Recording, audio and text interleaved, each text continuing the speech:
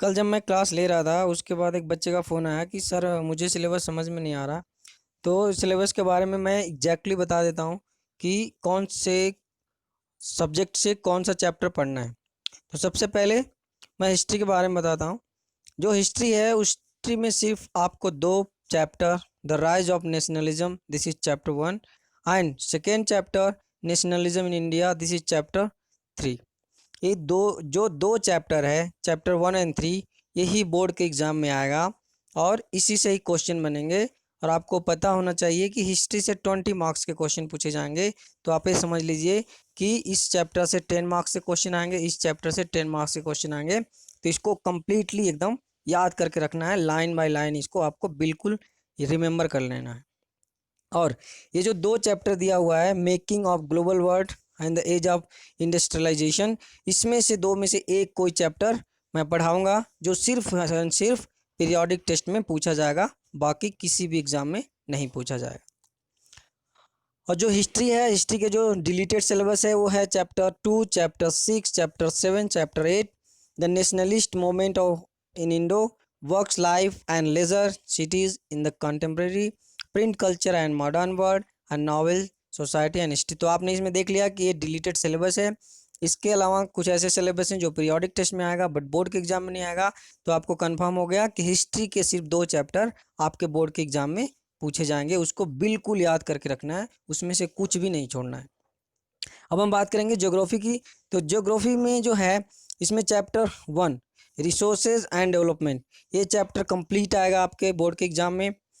और दूसरे नंबर पे आएगा एग्रीकल्चर, इसके बाद manufacturing industries and life lines of national economy. और ये जो वाटर रिसोर्सेज एंड मिनरल्स, इस चैप्टर से बोर्ड के एग्जाम में सिर्फ आपका मैप वर्क आएगा। ठीक है, सिर्फ मैप वर्क आएगा। और जो मैप वर्क 5 मार्क्स का होता है उसमें इसमें से क्वेश्चन बनेंगे, बट इसमें से थियोरेटिकल पार्ट नहीं पूछा जाएगा, कोई भी क्वेश्चन नहीं आएगा एक्सेप्ट मैप। ठीक है। और ज्योग्राफी में जो एक चैप्टर डिलीट है वो है forest and wild life resources, ये चैप्टर कम्प्लीटली डिलीट है। तो हमने देखा कि ये चैप्टर कम्प्लीटली डिलीट है, जिससे कोई मैप वर्क नहीं पूछा जाएगा, ना कोई थियरी पार्ट पूछा जाएगा। और ये जो चैप्टर है इसमें से वाटर रिसोर्सेज और मिनरल से सिर्फ मैप में पूछा जाएगा, बाकी कुछ भी नहीं पूछा जाएगा। अब हम देखते हैं पॉलिटिकल साइंस में। पॉलिटिकल साइंस में पावर शेयरिंग से क्वेश्चन आएंगे, फेडरलिज्म से आएगा, पॉलिटिकल पार्टी से आएगा, आउटकम ऑफ डेमोक्रेसी। ठीक है। और जो डिलीटेड सिलेबस है, deleted syllabus democracy and diversity, gender, religion and caste, popular struggle and movement and challenges to democracy. तो ये चार चैप्टर है कंप्लीटली डिलीट है। और ये जो 4 चैप्टर है, इस 4 चैप्टर से आपके एग्जाम में क्वेश्चन पूछे जाएंगे। तो समझ लीजिए हर एक क्वेश्चन से 5 मार्क के क्वेश्चन आएंगे, क्योंकि 20 मार्क्स एक से। तो हमने देखा कि पॉलिटिकल साइंस में सिर्फ 4 चैप्टर पढ़ने हैं, हिस्ट्री में सिर्फ 2 चैप्टर पढ़ने हैं, और ज्योग्राफी में भी हमने देख लिया 1, 2, 3 चैप्टर ज्योग्राफी में कंप्लीटली पढ़ने हैं।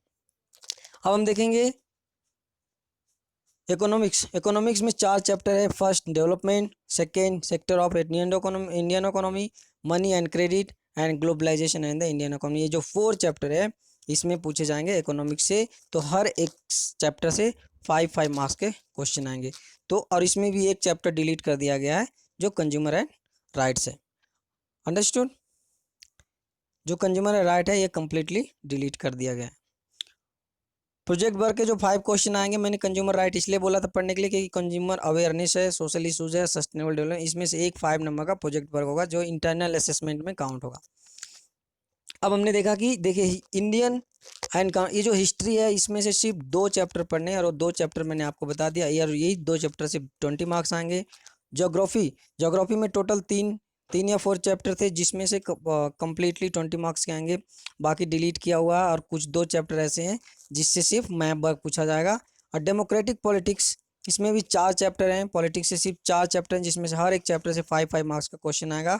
अंडरस्टैंडिंग इकोनॉमिक एंड डेवलपमेंट, इससे में भी टोटल 4 चैप्टर हैं, इस 4 चैप्टर से हर एक चैप्टर से 5 मार्क्स आएंगे। तो ये आपका कम्प्लीटली थियरी पार्ट है जो 80 मार्क्स के बोर्ड के एग्जाम में आएंगे।